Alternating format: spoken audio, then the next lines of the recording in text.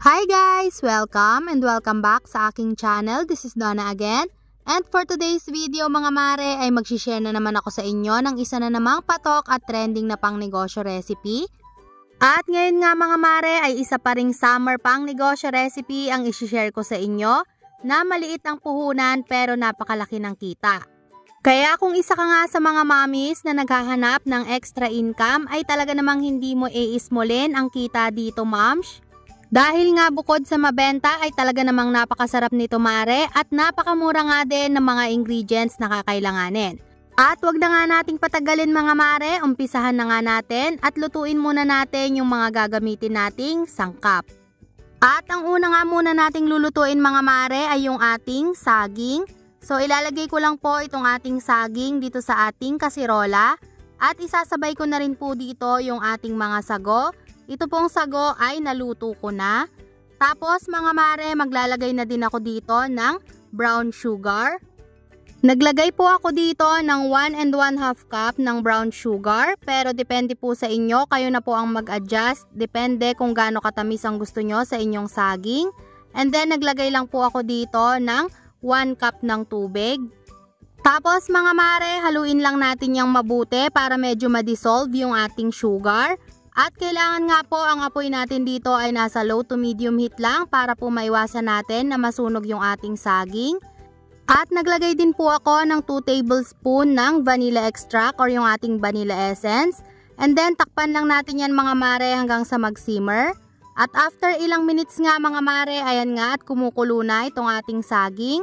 So hahaluin lang natin yan from time to time para nga po maiwasan natin na dumikit yung ating saging sa ilalim.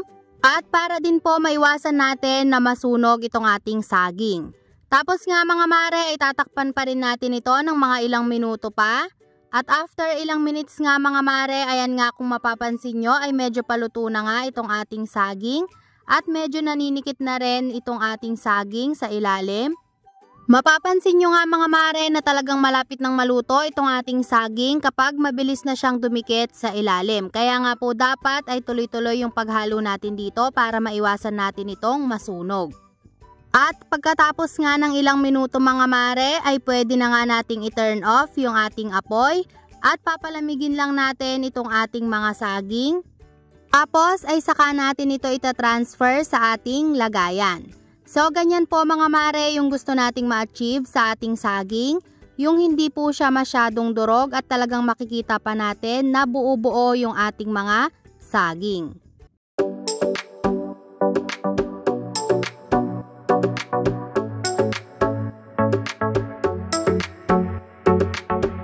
At ayan na nga mga mare at nilipat ko na ito sa ganitong lagayan. At kung mapapansin nyo nga po ay 2 lagayan na yung nagamit ko dito. At iset aside nga muna natin guys itong ating saging. Tapos nga ang susunod naman natin gagawin ay yung ating custard milk. Para naman sa mga ingredients na gagamitin natin sa ating custard milk, gagamit tayo dito ng itlog and ng 1 can ng condensed milk. At gagamit din tayo dito guys ng 2 can ng evaporated milk. And gagamit din po ako dito ng yellow egg food color or egg yellow food color. This is optional naman pero mas okay po kung gagamit tayo para mas matingkad yung kulay ng ating custard milk. At gagamit din po tayo dito ng egg separator dahil ang gagamitin lang po natin ay yung ating egg yolk. Paghihiwalayin po muna natin yung ating egg yolk and yung ating egg white.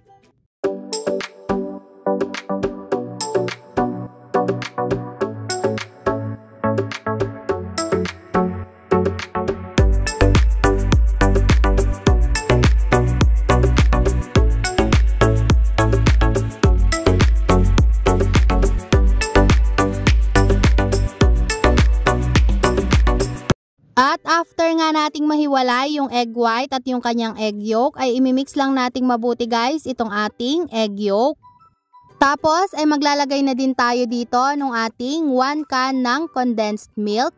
At isusunod na din natin dito guys yung ating 2 can ng evaporated milk.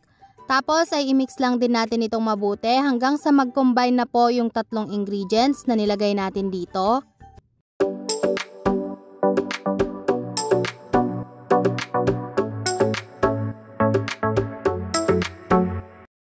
Tapos mga mare, maglalagay din ako dito ng 1 teaspoon lang ng vanilla essence and syempre ng patak lang ng ating egg yellow na food color.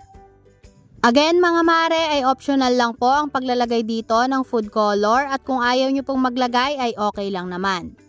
At after nga po natin yung haluin ay sasalain naman natin yan para po matanggal natin yung buo-buo dito sa ating mixture.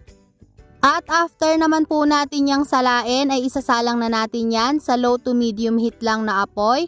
At continuous din po natin yung hahaluin ng mga ilang minuto para po maiwasan natin na mag-curdle o magbuo-buo itong ating mixture.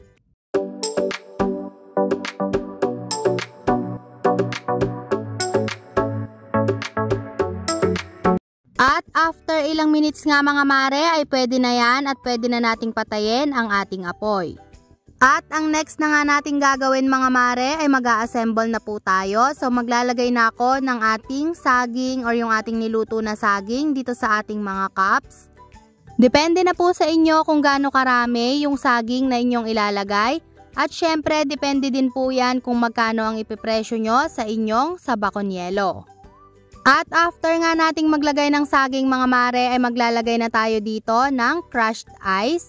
At sa paglalagay po ng crushed ice ay huwag nyo pong masyadong pupunuin yung inyong baso.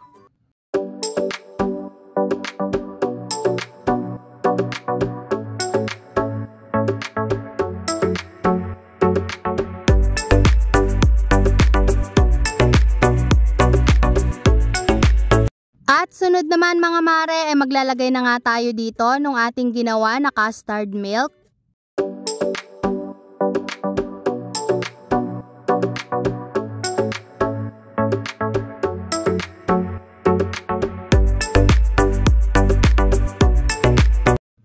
Lastly mga mare ay maglalagay na lang ako dito ng toppings at ang ilalagay ko nga rin dito ay yung ating niluto kanina na saging.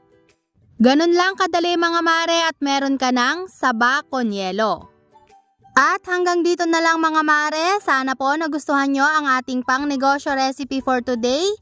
At kung meron po kayong pang negosyo recipe na gusto nyong gawan natin ng video ay i-comment nyo lang po down below. So hanggang dito na lang mga mare, thank you so much for watching and see you again on my next video. God bless!